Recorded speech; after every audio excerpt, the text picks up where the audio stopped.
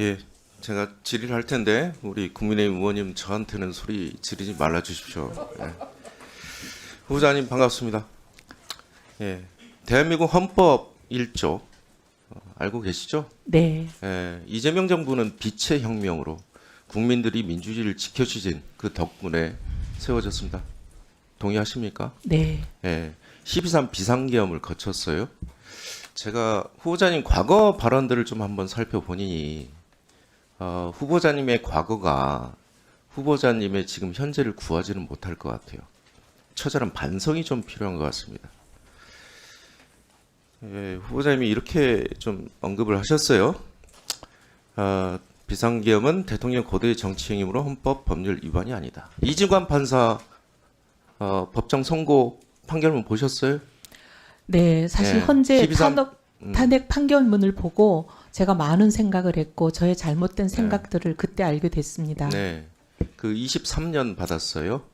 그렇죠? 네, 12.3 비상계엄은 내란이다라고 네. 규정하고 있습니다. 네, 후보자님 이렇게 발언을 하셨어요. 그때 오히려 저희들을 내란 세력이 아닌가 이렇게 비판도 하시고 그때 국민들이 국회를 지켜주지 않았더라면 저희 민주당은 혹은 다른 야당 합쳐서 이 의결을 할 수가 없었죠. 그 비상계엄은 지속되고 독재로 연결됐을 것이라 생각이 듭니다. 그런데 이 발언들에 대해서 최근에 출근길에서 이렇게 하셨어요. 내란의 실체를 제대로 파악하지 못했다. 근데 어떻게 국민들은 다 일일이 판단하시고 그 새벽에 다 나오셨을까요? 왜 국회를 지켜주시려고 했을까요? 지금 후보자시잖아요. 헌법 제7조. 공직자는 국민에 대한 봉사자이고 국민에 대해 책임을 진다라고 했습니다. 그렇죠? 네. 왜 공직자가 그걸 일반 국민보다 판단을 못하나요? 그 다음에 제가 또 질문 드리고 싶은 거는 정당에 속해 정치를 하면서 당파성에 매몰돼 사안의 본질과 국가 공동체가 처한 위기의 실체를 놓쳤다. 위기는 보셨어요? 위기는 인지를 하셨어요. 근데 정파, 당파성에 매몰됐다. 제가 몇 가지 좀 질문을 드릴게요. 그 당파원은 이제 절연을 하셨나요? 네. 예. 그러면 지금 이 자리에서 국민들께 과거에 했던 발언들, 민주주의를 부정하고 12.3 비상계엄을 오히려 찬양한 이혜원 후보자의 그 발언들을 국민들께 사과할 용이 있으십니까? 네, 사과는 국민들이 오케이 하실 때까지 끊임없이 반복하겠습니다.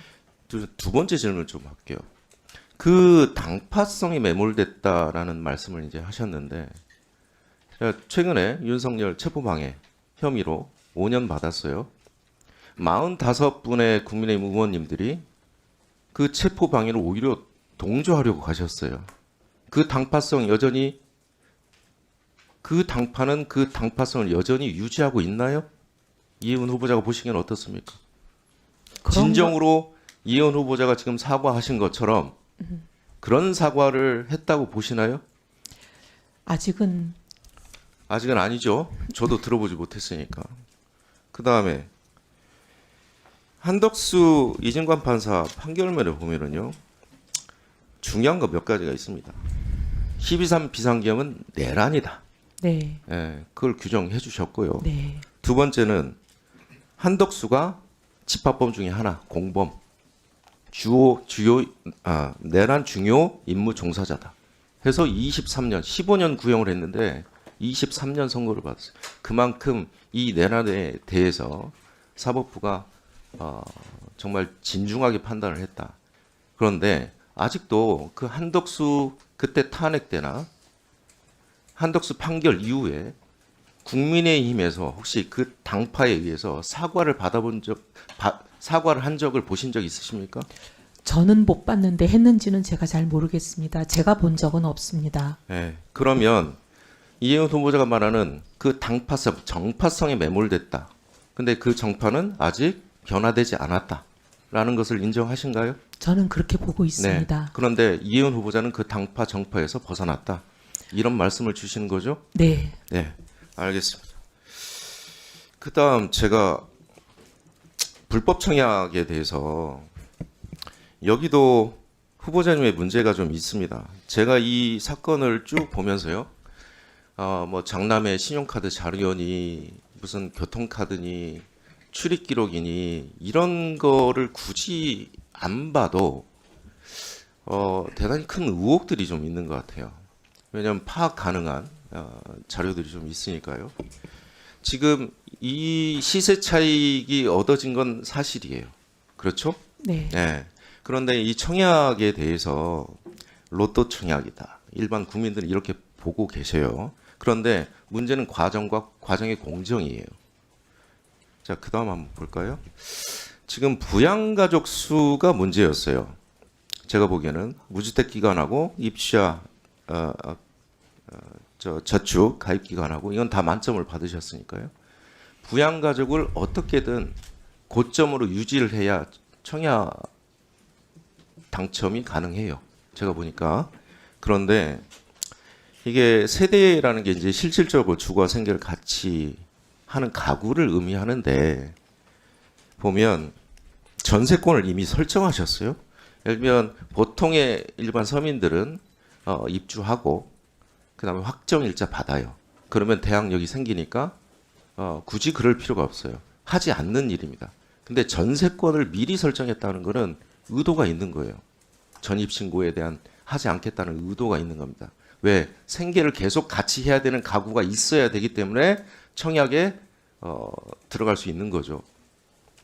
그 다음에 제가 이것만 한번 보여드릴게요. 며느리는 계속 지속적으로 당첨될 때까지 존재하지 말아야 됩니다. 왜? 며느리가 존재하면 실질적으로 결혼한 사실이 탄로가 나는 거죠. 그리고 며느리가 있으면 청약하는데 에 의해서 다 밝혀질 거거든요.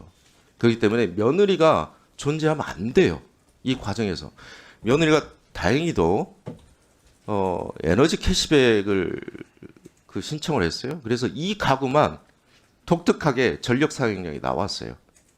자, 전입 신고할 때와 온 가족이 또 전입 신고를 하죠. 며느리가 또 나가죠. 이런 모든 과정에서 봤을 때 제가 보면 별다른 변화가 없어요. 그러니까 이전에 장남이 결혼을 하고 여기에 살았거나 안 살았거나 5명이 다 이주를 했거나 아니거나 전력 사용량이 특히 여름은 좀 올라가죠. 그런데 장남이 전출한 시기를 한번 보세요. 그 원페타스에서 이쪽으로 전력 사용량 한번 보세요. 똑같아요. 그 이전과. 그래서 마치 5명이 유령처럼 돌아다녀요. 그 다음에 이게 가스 기록이거든요. 제가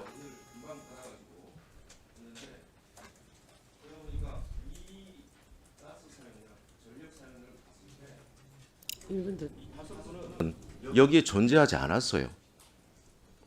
어떻게 사셨는지 제가 모르겠는데 장남은 결혼을 했고 그 결혼한 사실 세대수를 사실은 유지를 해야 되는 것 때문에 결혼 사실을 알리지 않았고 결혼 신고를 하지 않았고 그러면 저는 이혼 후보자가 충분히 여기서 해명을 해야 된다고 봅니다. 네. 청약을 위해서 사실은 주택법 위반입니다. 이거 설명 한번 해명해 주세요. 네, 네. 사실은 제가 이제 이런 얘기를 공개적으로 하게 되지 않기를 간절히 바랬는데 일이 이렇게 된 이상 저희 가족 얘기를 할 수밖에 없는 상황인 것 같습니다. 혼례를 올렸습니다. 2023년 12월에. 그리고 그때 계획은 장남 이제 부부로 될 걸로 알고 신혼집을 마련하는 게 저희 계획이었습니다. 그래서 용산집을 각자가 50%씩 내서 용산집을 마련했습니다. 전세를. 그런데 혼례를 올리고 곧바로 좀 문제가 생겼습니다. 두 사람의 관계가 깨어진 상황이라 최악으로 치달았습니다. 그래서 당시 저희는 그 혼례를 유지하기가 어렵다고 생각했습니다. 그리고 하여튼 여러 가지 좀 복잡한 일이 많았습니다. 사돈 떼께도 너무 죄송한 일이지만 제가 이런 얘기를 공개적으로 국민들 앞에서 하는 것을 용서해 주시기를 바라면서 말씀을 드립니다. 그래서 장남은 당시로서는 그럴 수가 없는 상황이었습니다. 저희와 함께 이제 계속 있을 수밖에 없는 상황이었고 저희와 함께 간다고 저희는 생각했습니다. 그리고 아까 전력 사용량 얘기를 하셨는데, 네, 8월, 9월 2달 동안 있었습니다. 근데 9월은 한 23일까지 있었고요. 근데 8월은 저희가 또 가족여행을 10일간 떠났었습니다. 그리고 그래서 8월 사용량과 9월 사용량을 보시면 8월과 9월이 2배 정도 차이가 납니다. 전력량이. 근데 저희는 이제 5가족이 어떤 거기 있다 보니까 이삿짐은 아까 우리 차규근 의원님께서 이사를 했다면 무슨 계약서 같은 걸 내라 그러셨는데 저희가 이제 제출을 했는데 의원님께 다시 또 제출을 하겠습니다. 그때 당시 이삿짐 계약서를 보면 네. 네.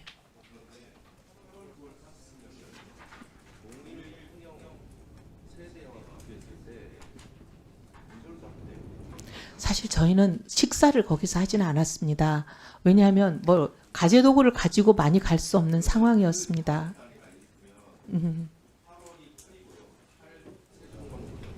9월이 깁니다. 그런데 24년 12월이 되면 146으로 급격히 올라요. 24년 12월. 해면이 살때 140으로 급격히 난방을 하고 있는 그런데 8월 9월은 8, 9밖에 안 돼요. 그러면 전력 사용량하고 가스 사용량을 같이 비교해 보면 데이터가 일치하지 않습니다.